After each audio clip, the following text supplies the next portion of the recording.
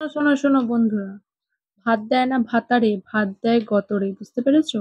ভাত কখনো ভাতার দেয় না, ভাত গতর দেয়। কারণ তুমি রান্না না করতে পারলে, গতর না খসাতে পারলে ভাত তুমি পাবে না, যতই ভাতার থাকুক। ভাত গতরে দেয়, ভাত ভাতারে দেয় না, এটা জেনে রাখো। তো তোমরা এখন বলবে যে মা বাজে বাজে কথা বলছে, ভাতার বলছে। হ্যাঁ, ভাতার, এটা জানতে হবে তোমাদের।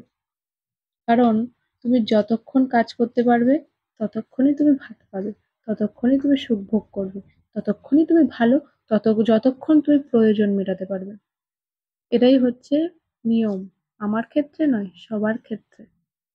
ভেবে দেখছিলাম বিষয়টা, যে আমি কি একাই ভাবি? না, এটা তো সবার ক্ষেত্রেই তাই দেখতে পাচ্ছি, সমস্ত মেয়ে নারী জাতির ক্ষেত্রে তাই। তো আমাদের এখন কি করা উচিত? কিছু করা উচিত কি? কিছু করা উচিত নয়, এটাই সবাই বলবে।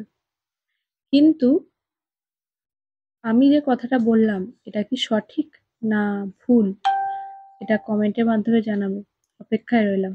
Tata, bye. ভালো থেকো।